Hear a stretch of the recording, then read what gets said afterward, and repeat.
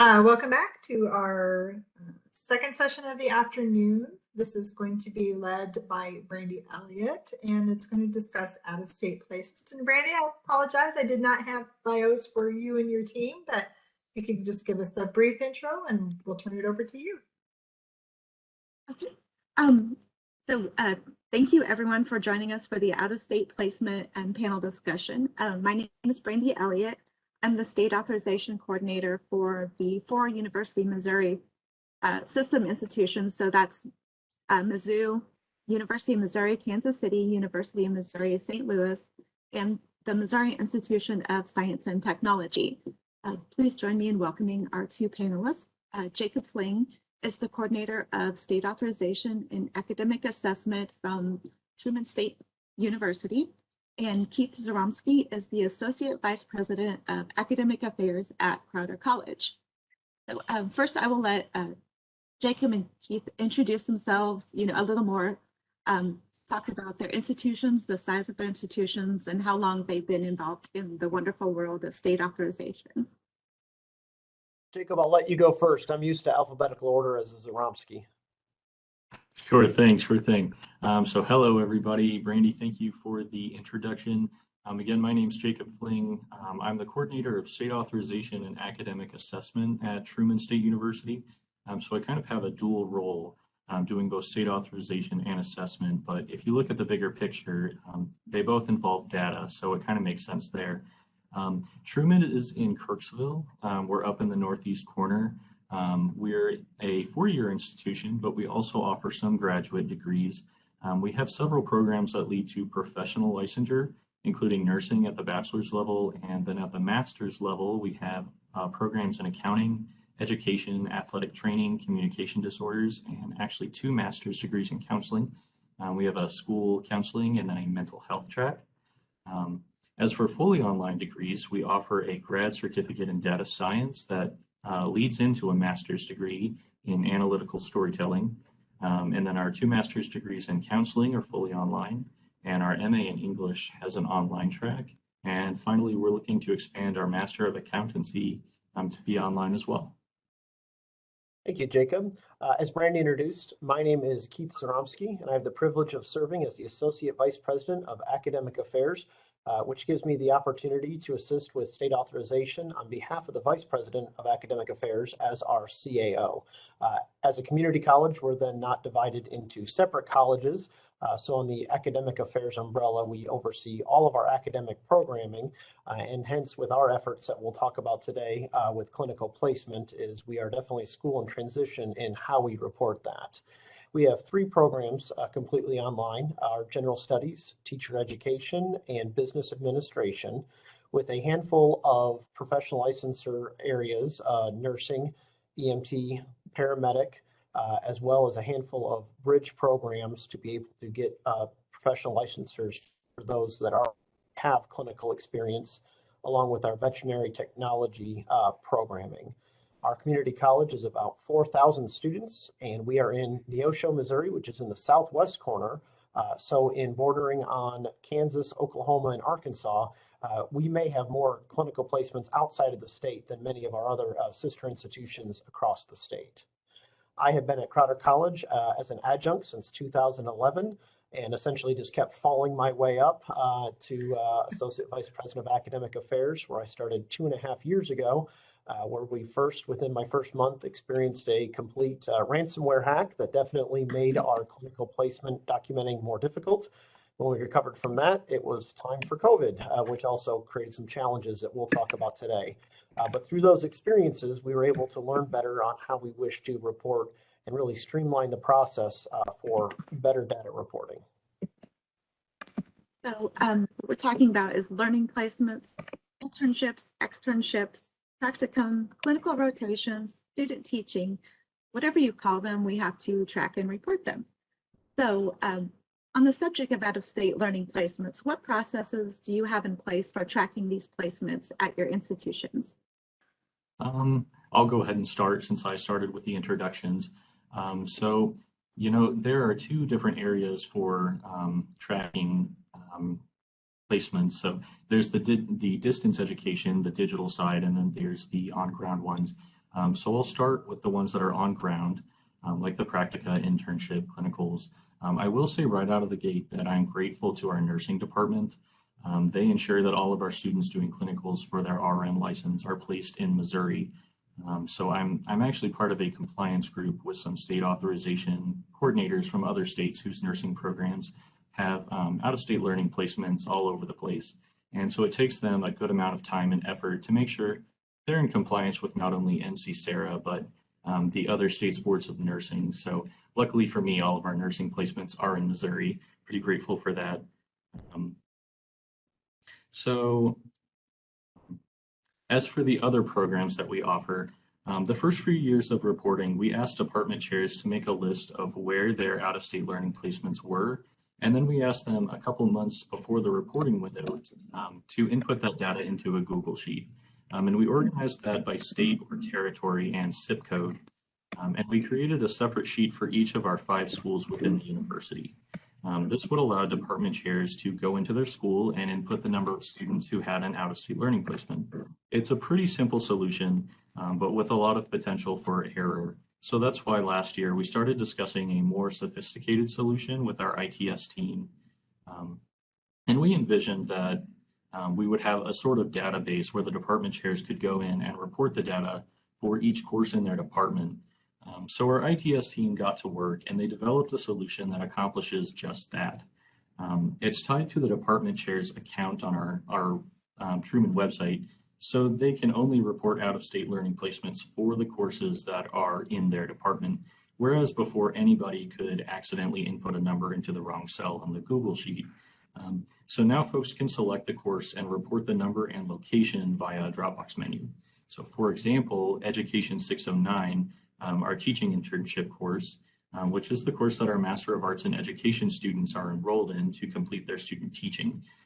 The education department chair can select that course and then choose a state or territory from the Dropbox menu and input the number of students for that state along with the zip code.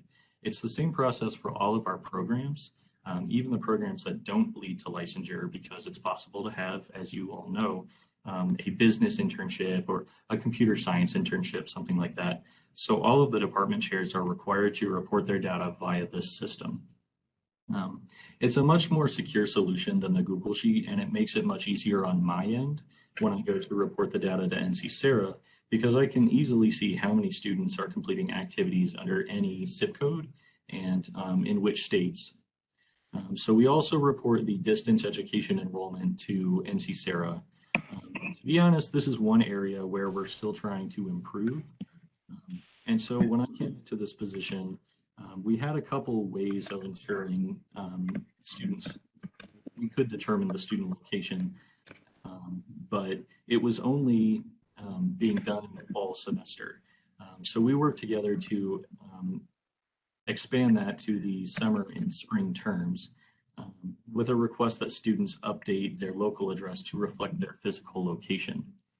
In the fall and spring terms, we send out the request to students, and if they don't update their local address by a certain date, then we place a hold on their account to prevent them from registering for the next term, which of course is a good motivator for them to update their address to reflect their physical location. Unfortunately, we don't have a way to currently enforce this for the summer term because the students are already registered for fall. So a hold on registration wouldn't force them to comply and update their location. We've been working for several months with our registrar and ITS team to set something up, and this is where I'll be honest, state authorization compliance is pretty low on their priority list, and so it's pretty difficult to get them to dedicate the time and effort to implementing a good solution.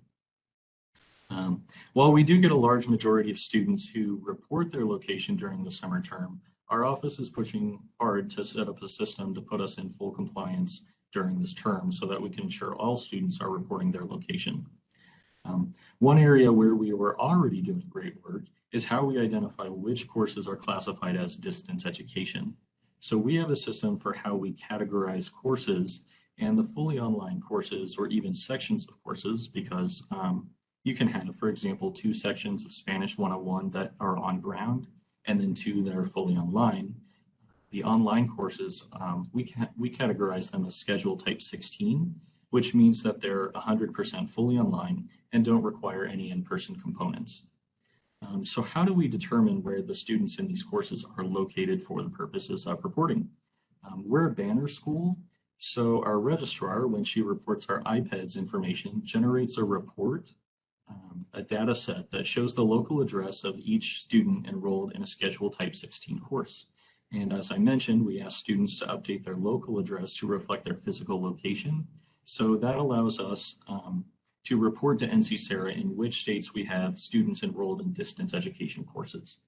I think that if I had infinite resources, I would adapt the system to generate a pop-up question during the enrollment or the registration process that asks the student in which state or territory will you be located while you're taking this online course. That seems to be a pretty good solution that several universities have adopted and would probably be considered to be a best practice. However, once we get the ability to require students to update their address during the summer term, instead of just asking nicely, I think that we'll be in pretty good shape. So that's just a little introduction to how we collect data on student location and report it to NC SARA. Thank you, Jacob. For our colleagues on this call, you'll notice that we have a lot in common, but being a community college that although we have student residencies on student housing, most of our students do not live here, and so that their location is their address to where they have that billing, and we don't run into as much of a conflict where we do have to put on holds.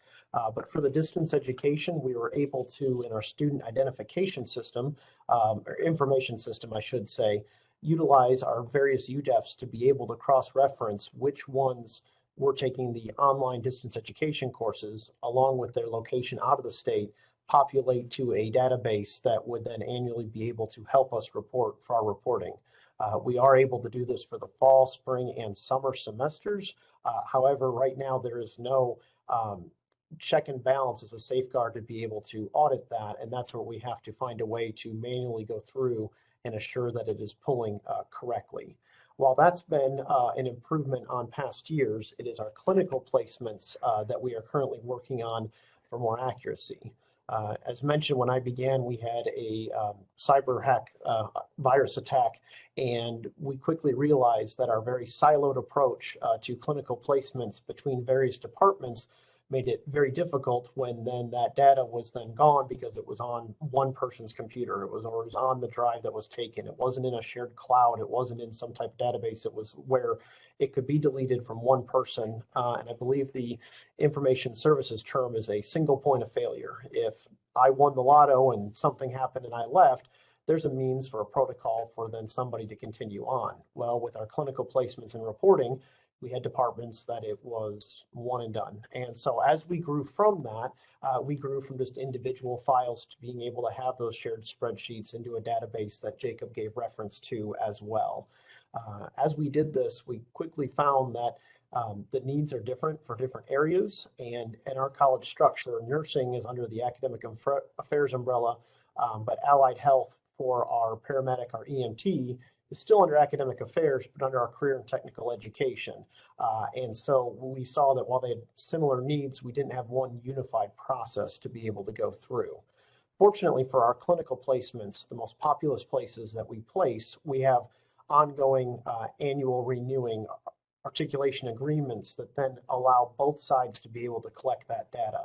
It is when a student either needs to go outside of that area or are taking online coursework from a distance where we don't have that ongoing agreement that we put the onus on the student to make that initial contact with that clinical partner with a standardized contract that they then approve and return to the college.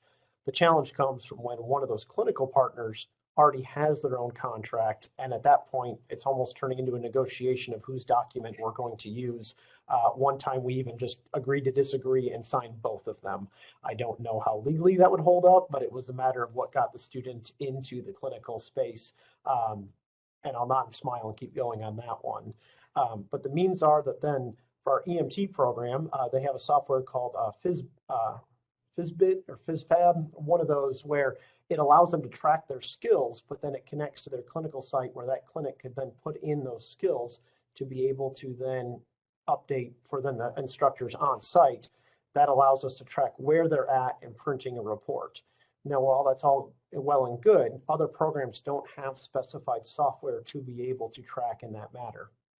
And so we're seeking to replicate what we're doing with the distance education placements, where we can use a UDEF field that would cross-reference when they are placed elsewhere in a particular course to that location to be able to print that annually. I know later in the discussion, we'll talk about how COVID had that impact, but that's where we're transitioning to be able to make it more of a streamlined approach, so we don't have that single point of failure in that it's reported in a shared file where it's through a cloud service that others will have access to be able to utilize. Thank you.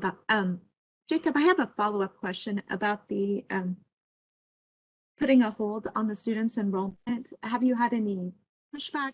Is there, do you have a large acceptance rate of that? We do get a very significant proportion of our students who comply with that pretty quickly because, of course, they don't want to have a hold placed on their account. We actually kind of loop that in with other issues that we already had. Like we have a registration agreement, for example. And so if students don't complete their registration agreement, then they also have a hold placed on their account. So I think that our students are pretty used to it. However, there have been talks on campus lately to get rid of that registration agreement. So I think it'll be interesting to see what direction we go if we do decide to get rid of that element for compliance purposes. Thank you. So on the, I know you both have touched on this already, but each year we have to submit a two-part data report annually to SARA. So we have the enrollment report and the out-of-state learning placement report. So how do you gather the out-of-state placement data for the report? Do you go through institutional research for the numbers, or do you utilize the door-to-door salesman approach, which I have been doing, and contact each department that offers a learning placement for the information? And what is your timeline? How much time do you give the departments to comply? Keith, I'll let you go first on this one.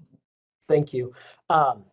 And you can't let any of my secrets out here because I know this is recorded, but I will give you the hint of the timeline we give to report is not the actual deadline because teachers may or may not be the worst students, and that comes from a former faculty member and myself. But kidding aside, that's where we've seen on the distance education side, having that database to be able to report. Institutional research is able to send that to us, and we've very much improved upon that process where we can then go through. I can prepare it on behalf of the CAO who can then review. That takes much less time and does not involve then reporting elsewhere. It is on our clinical reporting for out of state that it has taken that door-to-door approach where we set a deadline. And we've also tied that to other deadlines that these department chairs would already have. And so it's a means of we need these three things by this particular deadline to be able to do this, knowing full and well we leave ourselves essentially a 4-week cushion in between that time to when we would have to submit.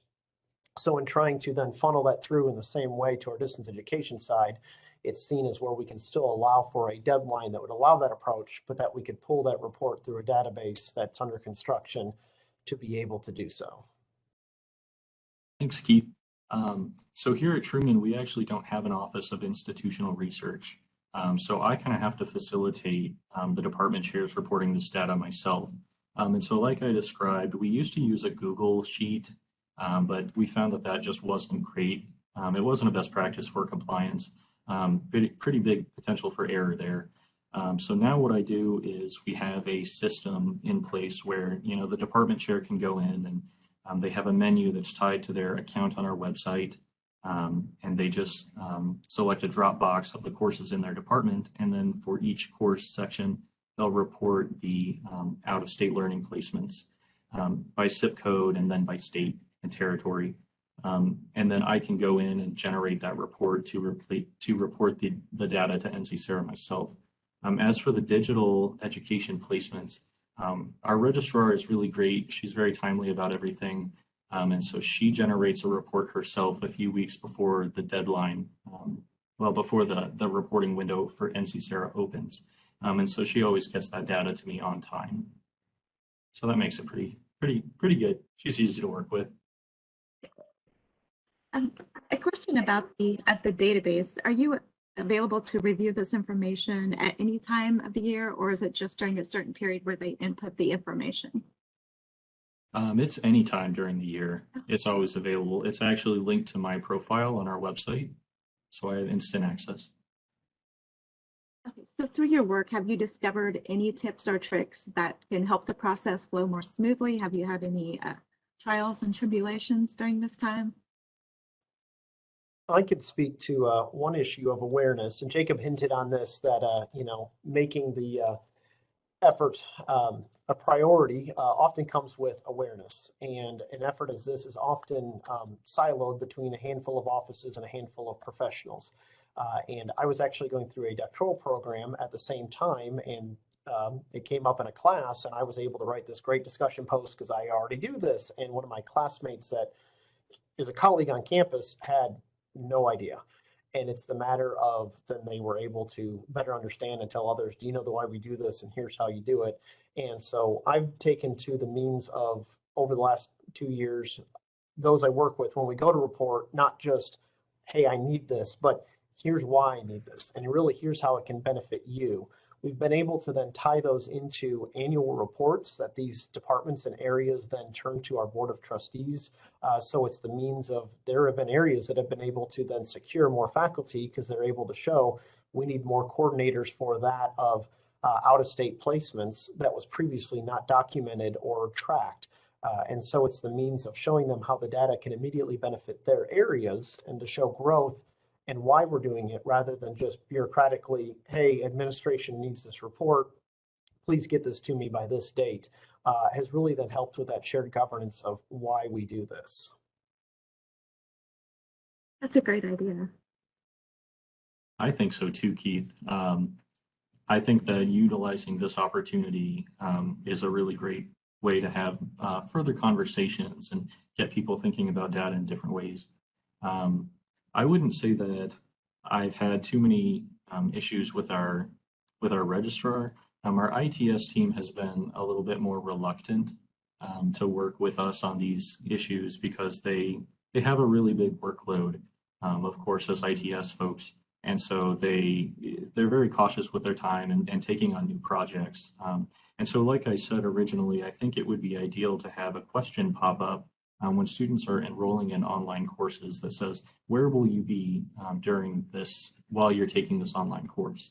And that's an idea that I've floated several times, but haven't been able to get very much traction. So I think if I could have further conversations with folks around campus during the reporting window, it might help me get a little bit more traction with that. And in mentioning trials and tribulations, we went through what probably everybody on the call went through ideally in the month of March 2020, and that spring semester was the means of suddenly, especially on our medical side or education side, we couldn't send students to clinicals. And so how are we going to do this? Well, they'd already gone through for about 6 weeks or so, so we were able to still document, but how did they finish? Many of them we had to give incompletes until when they finished over the summer, but we didn't report them over the summer because it was technically finishing a fall semester, even though they were in the field at that time. But many we were able to still secure either a virtual type of clinical residency or a means of acknowledging other areas that would give for that clinical experience. And many of that was directed by their accrediting bodies, whether it be through the State Board of Nursing or otherwise. But it was certainly a challenge. But ultimately, we went back to, as of the beginning of the fall semester, where were they enrolled? How are they enrolled? And that's what we decided to report on.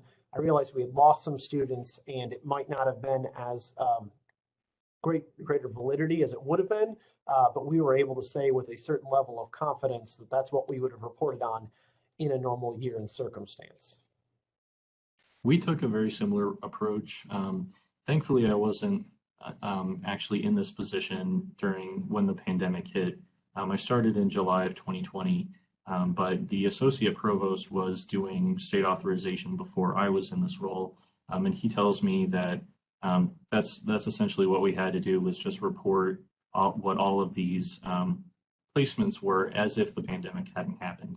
So we just, we got with the department chairs to find out exactly who was where. And so we were able to use that information to report. And then I have a question about the rule of 10 with SARA. As you know, when it comes to out-of-state learning placements, it means no more than 10 students per program per location.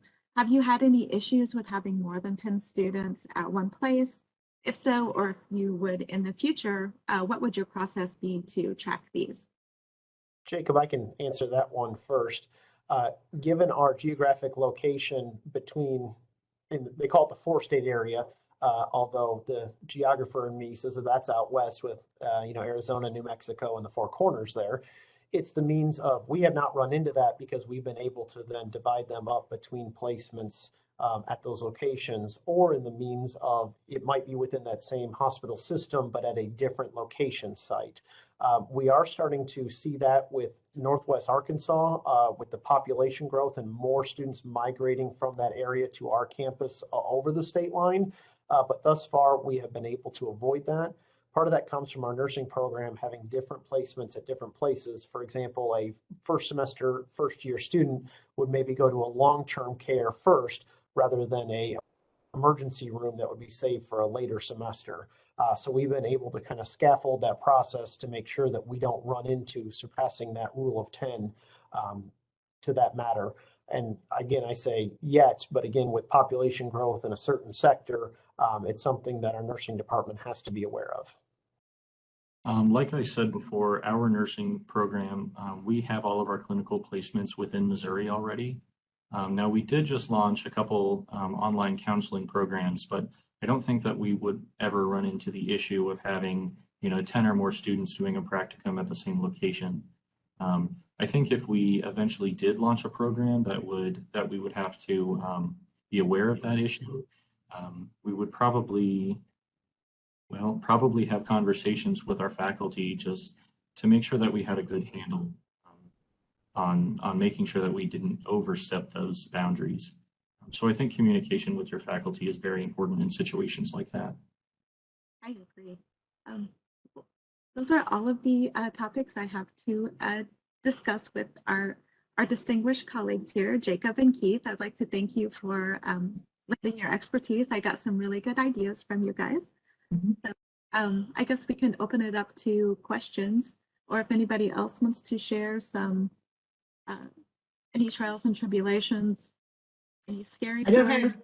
I don't have trials and tribulations, but I did want to let you guys know we've had one institution outside of Missouri that really liked to send hundreds of students in, and we were able to, through SARA, say, no, you can't do that. So they did have to pull that back. Have any of our institutions run into situations where you just cannot place students in another location, or even you can't place students within Missouri because outside states are taking up those spots? We're running into that, and I'm not seeking to turn this into a political conversation, but various hospital systems are requiring nursing students for their clinicals to have a COVID-19 vaccination. And we are in a population area where there's a certain number that are hesitant to do so for various reasons. And so there's one hospital system that is not requiring it, and we are having a greater number wanting to attend at that particular location. Now, while the program under state board guidance is able to say for students coming in, that'll be required, it's our current students having that. And so again, I'm not seeking to make this a political conversation, but when we change parameters for placements midstream, it did create a difficulty in processing those placements. Some students decided not to continue on in their education. Many of them sought and found their own clinical sites that with approval they were able to go to, but it's the means that it was certainly an unanticipated consequence over the last semester. I hadn't even thought about COVID, right? And the same with the schools. Initially, when they were not wanting as many visitors in, that has eased up, at least in our part of the state where the placements had not gone through. But last academic year, there were certain school districts that had asked for students not to come for any practicum settings in that academic year, and it narrowed down. We had many smaller schools that were still open and available, but it took away from some of our more common placements. I would say if anybody ever has an issue where you can't, maybe you need to place more students out of state, but you hit your threshold, ask the other state SARA entity, or you can contact us and we can inquire for you. Usually if it's not like a crazy amount more, they're willing to waive the 10-person cap. But, you know, if you want to add like 400 more, that could be an issue. Yeah, I hadn't even thought about the COVID situation and how that might be affecting placements. Let's see, Stephanie, clinical sites and out-of-state programs are an issue in nursing, limited clinical openings and competitive placements. And unfortunately, hospitals, you know, they are their own entities, clinical sites. We can't require that they only take Missouri students. It would be great if we could do that, and then other states can have the leftover spots. But I'm not certain how we could address that issue. We're open to suggestion. Does anybody have any comments or questions about out-of-state learning, just in general for your own institution? We would love to hear how other institutions handle out-of-state placements. Or if you have any questions for our panelists. Well, thank you, Brandi, thank you, Keith, and thank you, Jacob, for presenting on that issue today. I know several institutions had just wanted a little bit more information and clarity, and we very much appreciate that.